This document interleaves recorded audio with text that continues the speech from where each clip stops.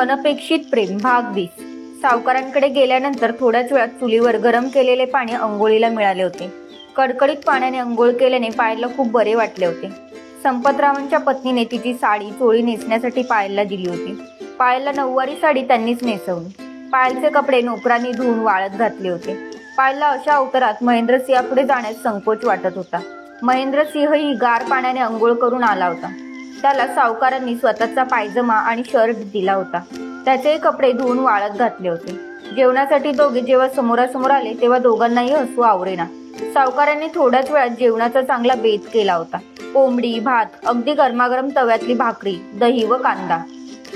पायल ताटावर बसणार एवढ्यात सावकाराची बायको पायलला म्हणाली, "अहो वहिनी साहेब, सवासनीनं कपाळ असं फटफटीत नाही ठेवायचं." तिने घरातल्या कामाच्या बाईला हाक मारली, "कमल, जरा वहिनी साहेबांनी कुंकवाचा करंडा आणि मेणाची डब्बी दे." पायलला समजेना मेणाच्या डब्बीचे काय करायचे. ती महेंद्रसिंहला म्हणाली, "जरा तुम्ही आत येता का?" महेंद्रसिंह आणि पायल आतल्या खोलीत गेले. कमलने कुंकवाचा करंडा आणून दिला आणि ती गेली. "कशाला बोलावले?" "अरे, हा कुंकवाचा करंडा समजला, पण या मेणाच्या डब्बीचा काय उपयोग? काय करू?" महेंद्रसिंहला तिच्या प्रश्नांचे हसू आले. तो म्हणाला, "तुमची टिकली कशी कपाळाला चिकटते?" "टिकलीला स्टिक असते म्हणून." "मेणही तेच काम करते." "अच्छा, म्हणजे कुंकू आणि मेणाचे मिश्रण करायचे आणि मग कुंकू लावायचे?" महेंद्रला पुन्हा हसू आले. "हसायला काय झाले? मिश्रण नाही करायचे, आधी मेण लावायचे आणि मग त्याच्यावर कुंकू लावायचे."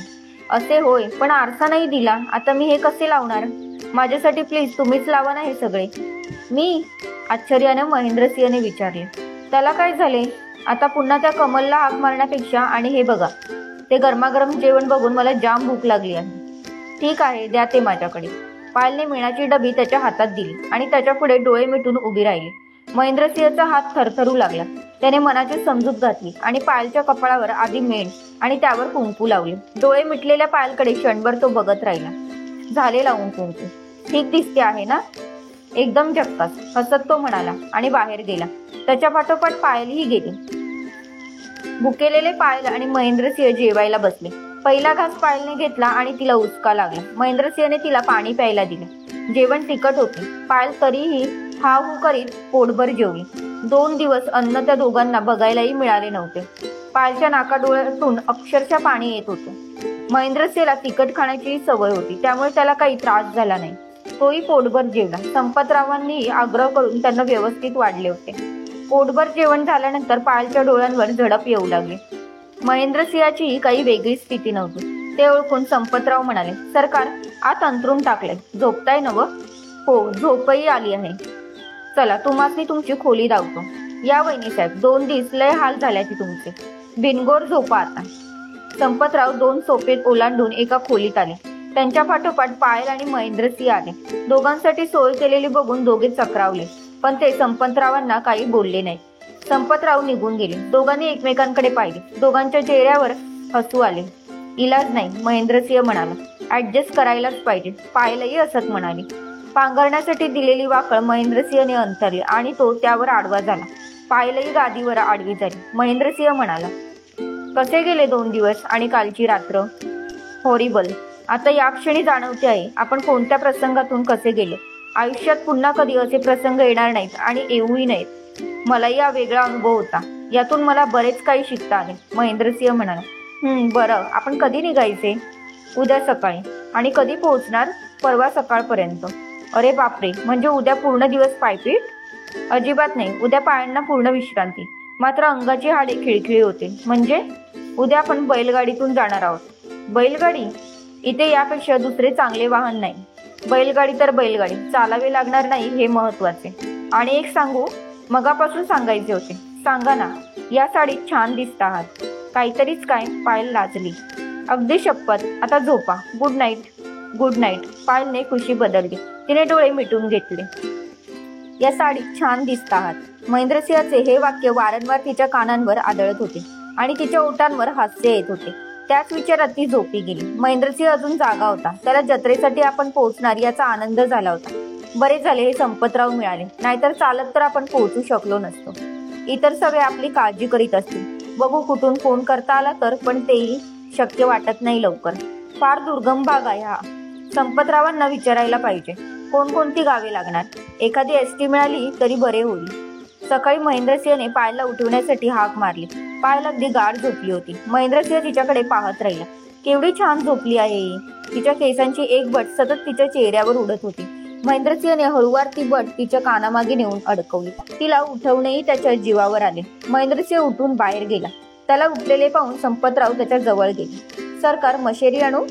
नको, आम्ही मशेरी नाही लावत. चुलीतली राग मीठ मिळेल? वैजी, आता आणतो. 2-4 मिनिटातच संपतराव परतले. त्यांनी महेंद्रसिंहाच्या हातावर राख आणि मीठ ठेवले आणि त्याला घेऊन ते परसदारी गेले. थोड्याच वेळात महेंद्रसिंह अंघोळ वगैरे उरकून खोलीत आला. अजूनही पायल झोपलेली होती. आता मात्र त्याने तिला उठवायचे ठरवले. पायल, ओ पायल. तिची झोप चावळली. तिने कूस बदलली. उठली मात्र नाही. महेंद्रसिंह पुढे आला. त्याने तिच्या दंडाला स्पर्श केला. तिला हलवीत तो म्हणाला, पायल, उठा पायल. पायलला जाग आली. तिने डोळे उघडले. गुड मॉर्निंग, हसून तो म्हणाला. गुड मॉर्निंग, एवढ्याच सकाळ झाली? आम्ही सकाळला केव्हापासून सांगत होतो, पण सकाळने ऐकलेच नाही. सॉरी, तो हसत म्हणाला. जाऊ द्या हो, तुम्ही कशाला उगाच मनाला लावून घेता. तुम्ही तुमचे काम केले. सकाळने तुमचे ऐकले नाही त्याला तुम्ही तरी काय करणार? तीही हसत पुढे म्हणाली. खरेच आजची सकाळ किती प्रसन्न आहे. उठल्या उठल्या आता पुढे काय होणार, कसे होणार हे प्रश्न नाही. तुम्हाला नाहीत, आम्हाला आहेत. का? बैलगाडीने गेलो तर उद्या सकाळी पोहोचणार, म्हणजे आजची रात्र पुन्हा कुठेतरी काढावी लागणार. तशी काळजी नाही म्हणा, संपतराव आपली सोय करतील. तसे म्हटले तर डोक्यावरचे मोठे ओझे गेले आहे. आपण सुखरूप पोहोचणार. आमच्या दृष्टीने आजच पोहोचलो असतो तर बरे झाले असते. तेही खरेच म्हणा. आता उठाच, बोलत बसू नका. आमचे आवरले आहे, तुम्ही आवरून घ्या. चहासाठी बोलवतील एवढंच. आधी नाही का उठवायचे? हाका मारल्या होत्या तुम्हाला, पण तुम्हाला जाग आली नाही. आवरते पटकन, म्हणत ती उठलीच. ती अंथरुणाच्या घड्या घालू लागली. महेंद्रसिंहही तिला मदत करू लागला. दोघे त्या खोलीतून बाहेर पडले. महेंद्रसिंह बाहेरच्या सोप्याकडे वळला. पायल आतमध्ये गेली. थोड्याच वेळात तिघांचा चहा फराळ झाला. संपतराव जत्रेला निघण्याची तयारी करू लागले. त्यांच्या 2 नोकरांना बैलगाडी झोंपली. 2 गाद्या बैलगाडीत एकावर एक अंतरण्यात आल्या. लवकर म्हणता म्हणता सकाळचे 9 वाजले निघाले. संपतरावांनी महेंद्रसिंहला भेट म्हणून चांदीचे गणपतीचे नाणे दिले. त्यांची भावना बघून महेंद्रसिंहाने ते स्वीकारले. संपतरावाच्या बायकोने पायलची खणा नारळाने ओटी भरली. आपण अशा प्रकारे ओटी स्वीकारणे योग्य नाही हे माहिती असूनही तिने गुपचूप ओटी घेतली. दुसरा काही इलाजच नव्हता. दुपारच्या जेवणासाठी भाकरी भाजी वगैरे बांधून दिले होते. संपतरावांच्या सोबतीला त्यांच्या जवळचा मित्र होता. नेहमी दोघे चंद्रपूरच्या यात्रेसाठी जात. चंद्रपूरकडे प्रवास सुरू झाला. बैलगाडीत पायल प्रथमच बसली होती. सुरुवातीला तिला खूप गंमत वाटली, पण नंतर बसणारे हादरे तिला जाणवू लागले. एवढे तास कसा प्रवास करायचा? महेंद्रसिंह म्हणाले होते ते अगदी खरे आहे. शरीरातील हाडे खिळखिळी होणार. झेपणार ना तुम्हाला बैलगाडीचा प्रवास? महेंद्रसिंहाने अगदी तिच्या मनातला प्रश्न विचारला. बैलगाडीचा प्रवास एवढा अवघड असेल याची मला अजिबात कल्पना नव्हती, पण पायी चालण्यापेक्षा बरे. तेही खरे म्हणा. बैलगाडीत एकूण 5 जण होते. गाडीवान संपतराव, त्यांचे मित्र पायल आणि महेंद्रसिंह. पायल आणि महेंद्रसिंहला मागे जागा देण्यात आली होती. पायल, तुम्ही पाय सोडून आरामात बसा, म्हणजे अवघडल्यासारखे होणार नाही. पायलने पाय सोडले. ती थोडी मागे सरकली. पायावर पाय टाकून बसली तेवढ्यात गाडी जोराने हादरली. ओ नो, छे हो, असे बसणेही अशक्य आहे. तिच्या बाजूला महेंद्रसिंह सरकला आणि म्हणाला, पडलात तरी माझ्याकडे पडा. साईडला धरा म्हणजे बरे पडेल. तो छोट्या छोट्या गोष्टीत तिची काळजी करत होता. हे पाहून पायलला मनातल्या मनात गुदगुल्या झाल्यासारखे वाटत होते. तिला अनुभव हवाहवासा वाटत होता. त्या प्रवासात त्याला या ना त्या कारणाने पायलचा स्पर्श होत होता. दोघांनाही एकमेकांच्या सहवासात राहून खूप बरे वाटत होते. प्रवास सुरू होऊन 3 तास झाले होते. एका लहानशा खेड्यात गाडी आली होती. संपतरावांचे नातेवाईक तेथे राहत होते. सरकार, थोडा वेळ थांबून छान पुढे जाऊया. सावकार संपतराव महेंद्रसिंहला म्हणाला. चालेल, पण थांबायचे कुठे? महेंद्रसिंहने विचारले. पाहुणा आहे ती इथं, घ्या तिकडे गाडी. यांनाही विश्रांतीची गरज आहे. पायलकडे हात दाखवत महेंद्रसिंह म्हणाले. संपतरावांनी गाडीवानाला सांगितले. गाडी एका घरासमोर थांबली. महेंद्रसिंह खाली उतरला. त्याने हात पुढे केला. त्याचा आधार घेत पायल खाली उतरली. सगळे उतरले. गाडीच्या आवाजाने घरातली मंडळी बाहेर आली होती. संपतरावांना आणि इतरांना बघून स्वागत करण्यासाठी पुढे आली. संपतराव आणि सगळे घरात गेले. घर अगदी साधे होते. पुढे मोठे अंगण शेणाने सारवलेले. आतही सारवलेले सोपे होते. तुम्ही आत बसता? महेंद्रसिंहने पायलला प्रश्न केला. पण त्याच्या प्रश्नात उत्तरही होते. ते जाणून पायल म्हणाली, हो, मी आतच बसते. पायल आतल्या सोप्यात आली. एक बाई पुढे आली. तिने अदबीने नमस्कार केला. वाईस थांबा, बसा, या पाट घेऊन येतो म्हणत तिने पाट आणला. आता बसा. पायल बसली. ती बाई लगबगीने आत गेली. आतून माठातल्या गार पाण्याचा तांब्या पायलच्या हातात दिला. गार पाण्याचा घोट घेतल्यानंतर पायलला खूप बरे वाटले. ती बाई पायलच्या समोर बसली. तुम्ही कोणत्या गावचे? आम्ही चंद्रपूरचे. संपतदाजींचे कोण म्हणायचे तुम्ही? मी कधी तुम्हासनी बघितलं नाही. त्यांची व आमची कालच ओळख झाली. आम्ही वाट चुकून त्यांच्या गावात आलो होतो. आणि ते दुसरं आहे की ते कोण? ते माझे म्हणजे पायल चपापली. ते माझे पती. पती म्हणजे माझा नवरा असं सांगा की. पायलला हुश वाटले. तोच बाहेरून आवाज आला, पाहुण्यांचं खाण्याचं बघा. तेवढ्यात संपतरावांचा आवाज आला, भाकरी भाजी लोणचं आणले. इथं केलं असतं, घेऊन कशापायी आलासा? करायला काय नाही, पण आम्हासनी पुढे जायला उशीर होईल. ती बाई उठून पुढे गेली. दाजी असं व काय? किती दिवसांनी आलासा? लगेच जाणार वय? ह्यासनी घाई आहे. महेंद्रसिंहाकडे बोट करीत संपतराव म्हणाले, भाकर तुकडा झाडाखाली खाण्यापरीस इथं खावं म्हणून आलो. बरं केलासा. बांधलेली भाकरी भाजी त्या बाईच्या हातात देत संपतराव म्हणाले, हाय ते वाडा समद्यासनी. आमचे जेवण करून ठेवले, ते बी वाढते तुम्हासनी. हे पाहुणं कशाला आमच्या घरला येणार पुण्यांदा? बरं बरं, काय करायचंय ते करा, पण लवकर वाढा. संपतराव म्हणाले. ती बाई आत गेली. तिच्या पाठोपाठ पायलही आत गेली. ती मदत करते. अव पाहुणे बाई, तुम्ही बसा दमानं, मी वाढतो असं म्हणत तिने चुलीला जाळ घातला. बघता बघता चूल पेटली. आमटी गरम करून तिने चुलीवर तवा ठेवला. ते बघून पायल घाईने म्हणाले, तुम्ही आता भाकरी करू नका, आहेत त्या वाडा. भाकरी नाही करत वाईच, अंड्याचा घबरा करतो. नाही लागणार. ती बाई काम करण्यात पटाईत होती. इकडे ताट वाढता वाढता तिने पटापट कांदा चिरला. तव्यात कांदा घालून हळद मीठ घातली. पटापट 10-12 अंडी फोडून त्यात घातली. बघता बघता घबरा तयार झाला. पायल बघत होती. घबरा म्हणजे अंडा बुर्जी केली तर या बाईने. सगळेजण जेवून उठले. तासभर मोडला होता. महेंद्रसिंह पुढे जाण्यासाठी घाई करू लागला. ते बघून संपतराव उठले. पायला त्या लोकांचे खूप कौतुक वाटले. अगदी अचानक आलेल्या त्याही 5 व्यक्ती. तरीही त्या बाईच्या चेहऱ्यावर नापसंतीची एकही आठी उमटलेली तिला दिसली नव्हती. तिने मनोमन कबूल केले, अजूनही इथे अतिथी देवो भव अशी परिस्थिती आहे. नाहीतर आपल्या शहरांमध्ये अचानक कोणी आले तर फोन न करता आलेल्या त्या पाहुण्यांबद्दल मनात नाराजी उमटते. गाडीत बसण्याची कला पायलला थोडीफार अवगत झाली होती. हादरे बसणारच हे तिने समजून घेतले होते. रस्तेच साधे, तेथे गाडी तरी काय करणार? गाडी पुढे गेली की उठणारा धुरळा सारेच तिला असह्य होत होते. तरीही येईल त्या प्रसंगाला तोंड देण्याची तिच्या मनाची तयारी झाली होती. सगळ्यांमध्ये गाडीत इकडच्या तिकडच्या गप्पा सुरू झाल्या. महेंद्रसिंह त्या दोघांमध्ये मिसळून गेला होता आणि त्याचे आश्चर्य पायलला वाटत होते. ती बराच वेळ शांत बसून त्यांची होणारी बोलणी ऐकून स्वतःची करमणूक करून घेत होती. संपतराव, इथे जवळपास बसगाडी कुठे येते? जांभूळवाडीला. जांभूळवाडीला? ती कुठेशी आहे? दुसऱ्या बाजूला. इथून जाता येतं? वयजी, फक्त उलटं फिरावं लागेल आणि तासभर जावं लागेल. जाऊया का? कशाला उलटं जायचं? उद्या सकाळपर्यंत पोहोचू चंद्रपूरला. संपतराव, मला आज रात्री पोहोचायचे होते, पण जांभूळवाडीतून चंद्रपूरला गाडी नाही. कुठे जाते? चंदनपूरला. आनंदित होत महेंद्रसिंह म्हणाला, मग तर छानच आहे. चंदनपूरवरून आसेगावला गाडी आहे. आसेगावावरून चंद्रपूरला गाडी आहे. आता फक्त एकच, आपल्याला वेळेत गाडी मिळायला पाहिजे. काय म्हणता मग, फिरवू गाडी? होय. संपतरावांनी गाडीवानाला गाडी जांभूळवाडीला घ्यायला लावली. महेंद्रसिंह मनापासून उत्साहित झाला होता.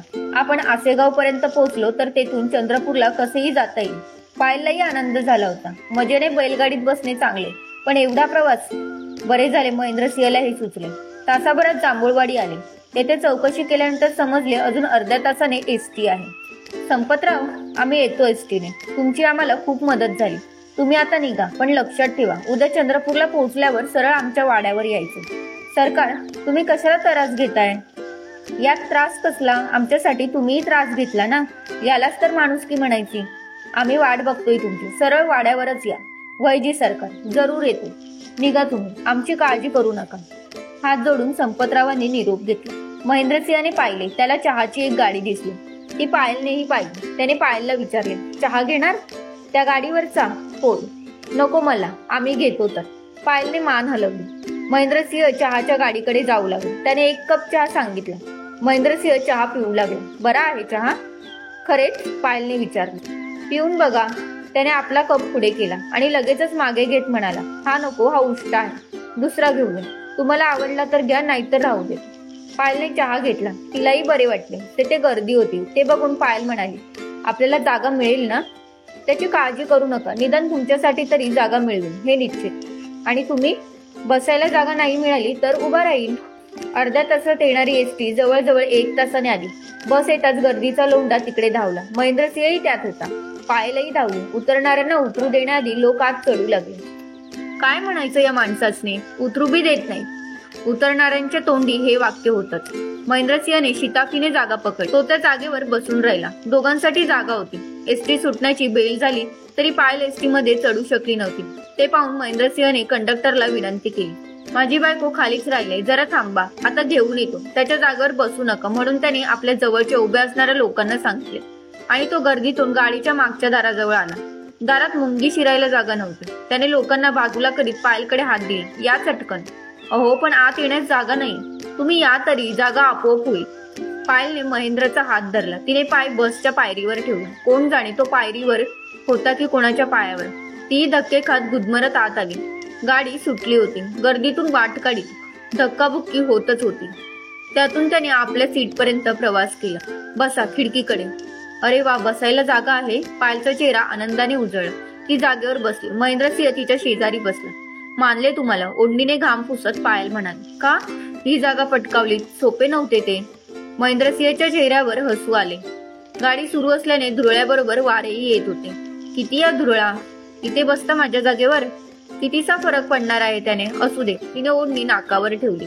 गार वाऱ्याने तिचे डोळे मिटू लागले. हळूहळू तिची मान महेंद्रसिंहच्या खांद्यावर विसावली. तिला त्याची जाणीवही नव्हती. महेंद्रसिंहने एकवार तिच्याकडे पाहिले. ती शांत झोपली होती. महेंद्रसिंह विचार करीत होता, 2-3 तासात चंदनपूरला आपण पोहोचू. तेथे गाडी वेळेवर मिळाली तर पुढे साधारण तेवढाच वेळ, म्हणजे घरी पोहोचण्यास रात्रीचे 10 तरी वाजतील. घरी नेहमीप्रमाणे जत्रेची तयारी सुरू असेल. तोच त्याच्या मनाने त्याला बचावले. अरे तुम्ही दोघे अशा अडचणीत असताना, तुमचा पत्ताही माहिती नसताना कुठली आली आहे तयारी. त्याने सीटला डोके टेकवले. डोळे मिटून घेतले. विचार करता करता त्याचाही डोळा लागला. श्रोतहो, या कथेचा पुढचा भाग पाहण्यासाठी खाली दिलेल्या लिंकवर क्लिक करा. इथे तुम्हाला पुढचा भाग मिळून जाईल. तसेच चॅनलवर नवीन असाल तर चॅनलला सबस्क्राईब करा आणि पुढील व्हिडिओचे नोटिफिकेशन त्वरित मिळण्यासाठी बेल बटन ऑन करा.